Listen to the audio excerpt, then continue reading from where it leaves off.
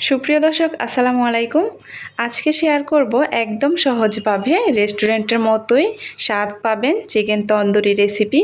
এটা কঠিন মনে করে আমরা অনেকেই কিন্তু বাসায় বানাতে চাই না, আবার রেস্টুরেন্টে খেতে গেলে কিন্তু অনেক টাকার প্রয়োজন হয়। তো আপনি সহজভাবে ঘরের ব্রয়লার মুরগি থাকলে এই চিকেন তন্দুরিটা তৈরি করে নিতে পারবেন। আর এর টেস্ট কিন্তু একবার রেস্টুরেন্টের মতোই। এর জন্য এখানে আমি 6 পিস স্কিন সহ মুরগি কেটে নিয়েছি। মোটামুটি এর সাইজটা মিডিয়াম। এরপর এগুলোকে খুব ভালো করে ধুয়ে পানি ঝরিয়ে নিতে হবে। এখন এর সাথে অ্যাড করছি একটা ডিম। এখন ঝালের জন্য দিয়ে দিচ্ছি 1 চা চামচ পরিমাণ মরিচের গুঁড়া। এরপর দিয়ে দিচ্ছি এক টুকরো লেবু, এভাবে চিপে দিয়ে দিচ্ছি। আপনি পরিমাণে 1 চা চামচ দিয়ে দিলেই হবে। এখন দিয়ে দিচ্ছি স্বাদ মতো লবণ। এরপর দিয়ে দিচ্ছি টমেটো কেচাপ 1 চা চামচ। 1 চা চামচ দিয়ে দিচ্ছি সয়া সস। এরপর দিয়ে দিচ্ছি বারবিকিউ সস। আর এই সসটা দেওয়ার কারণে কিন্তু খুব সুন্দর একটা ফ্লেভার এড হয়। এখন দিয়ে দিচ্ছি আদা বাটা 1 চা চামচ, রসুন বাটা দিয়ে দিচ্ছি 1 চা চামচ। এখন এই সবগুলি মশলা চিকেনের সাথে খুব ভালো করে মেখে নিতে হবে। এরপর এখানে অ্যাড করে দিচ্ছি হাফ চা চামচের মতো গোলমরিচের গুঁড়া। এখন দিয়ে দিচ্ছি 1 চা চামচ তান্দুরি চিকেনের মশলা। আপনি চাইলে এখানে গরম মশলা গুঁড়াটা অ্যাড করতে পারেন। এখন দিয়ে দিচ্ছি 2 টেবিল চামচ পরিমাণ গুঁড়া দুধ। এরপর দিয়ে দিচ্ছি কর্নফ্লাওয়ার 1 টেবিল চামচ।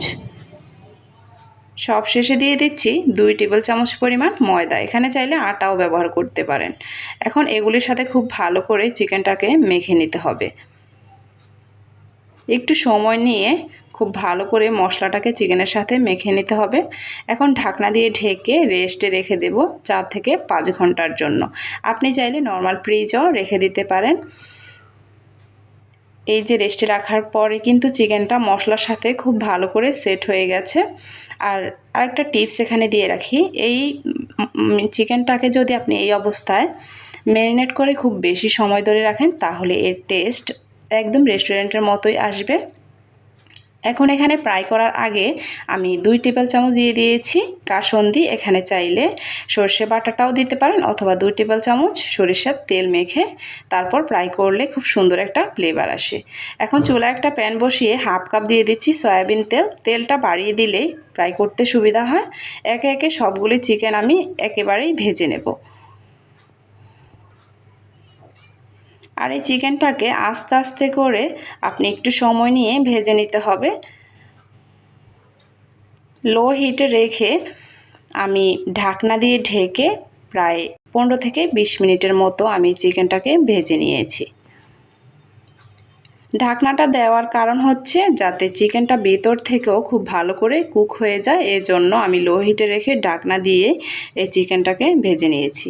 এরপর চুলা থেকে নামিয়ে আমি পরিবেশন করে নিচ্ছি।